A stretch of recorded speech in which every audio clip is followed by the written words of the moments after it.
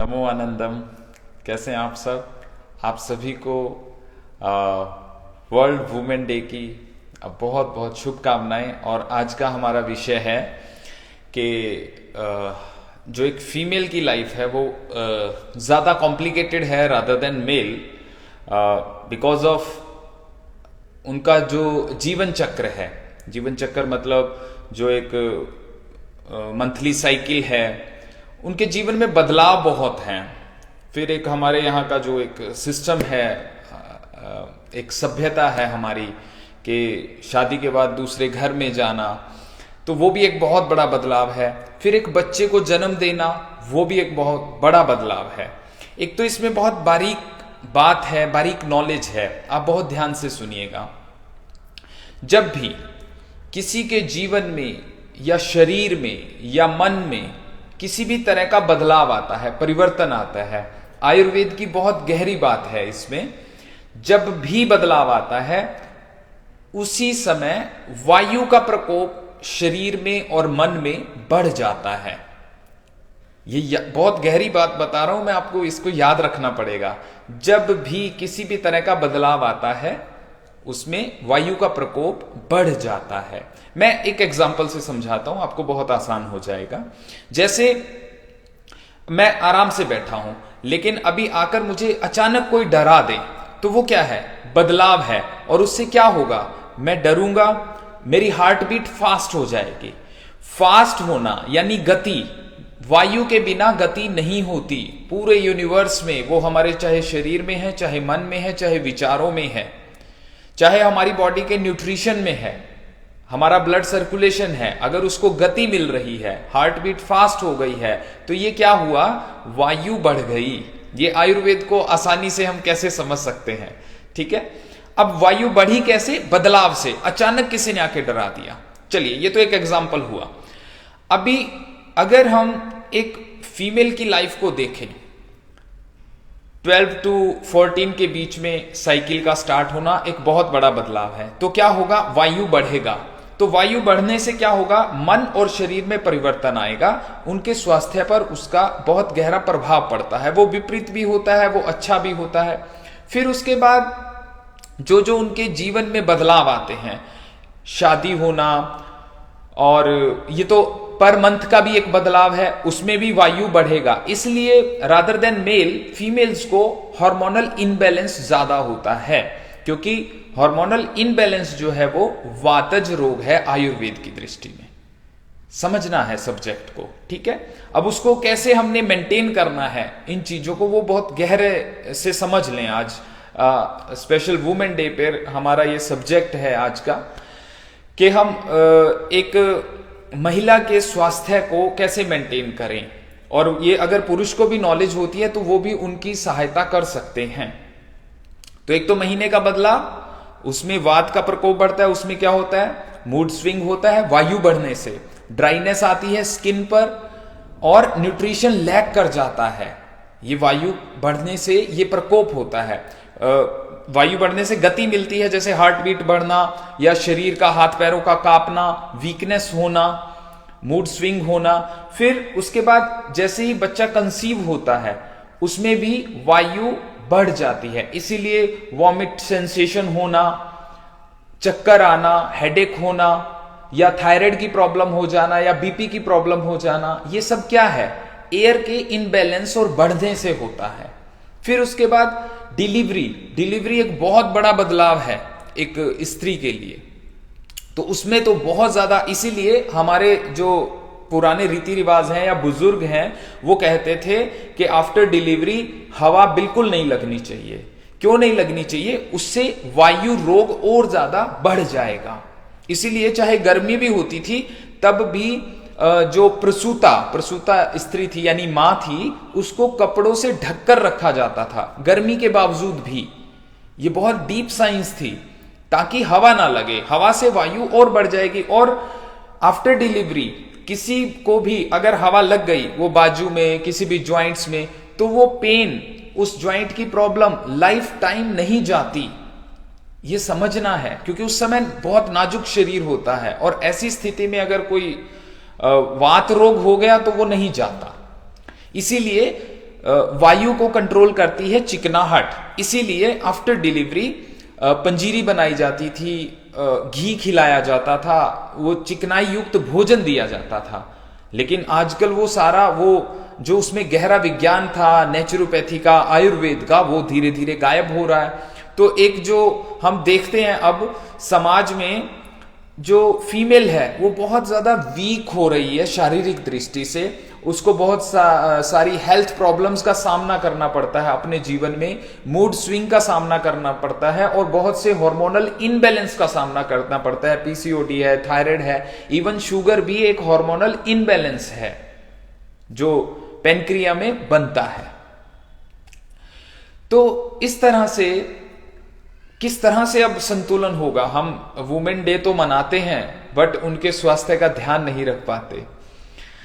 तो और ये कोई आज का बात नहीं है कि यूएनओ ने अनाउंस कर दिया।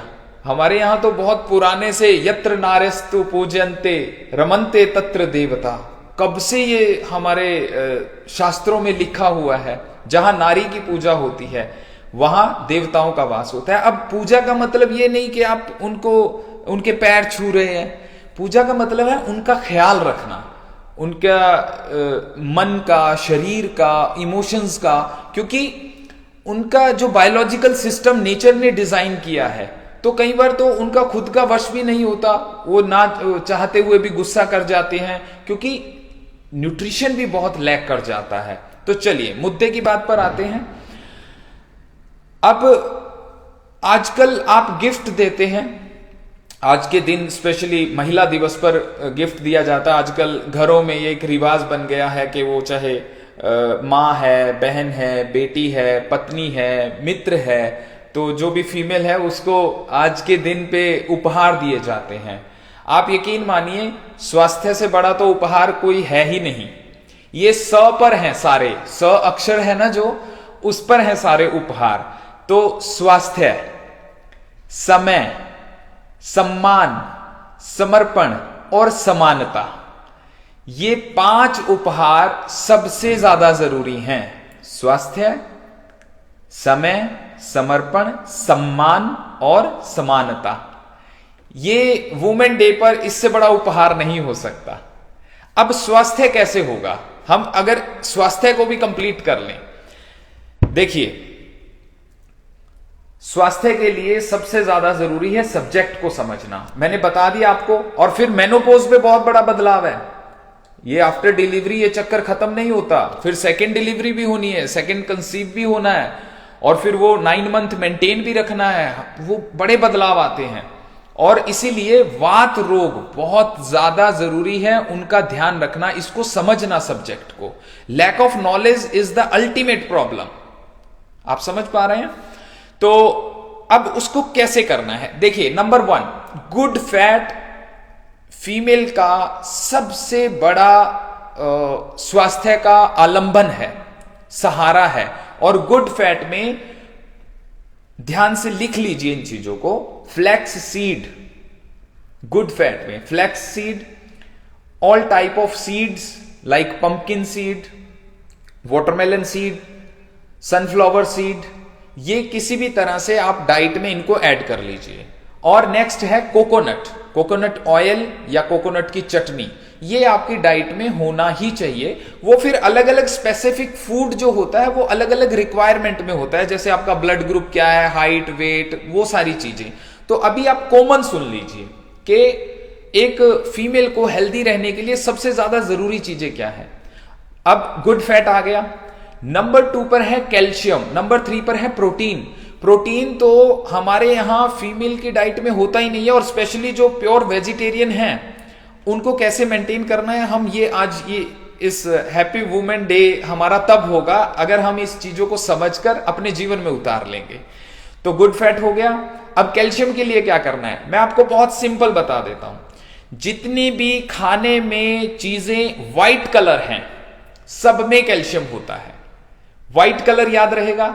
अब मैं एग्जांपल देता हूं, सिंघाड़ा, मिल्क एंड मिल्क प्रोडक्ट, बादाम, मखाने, सिंघाड़ा वो कच्चा जो आता है उसका आटा भी है, कुट्टू का आटा भी है, अभी नवरात्रे में सारा कैल्शियम डाइट तो दिया जाता है, नवरात्रे में बड़ा अच्छा लॉजिक है हमारे यहाँ। तो नवरात्रे देखो, नवरात्रे क्या है, पूरा एक वुमेन वीक मनाते हैं हम, तो सिर्फ वर्ल्ड वुमेन डे नहीं, वुमेन वीक मनाते हैं हम, हर 6 महीने बाद मनाते हैं।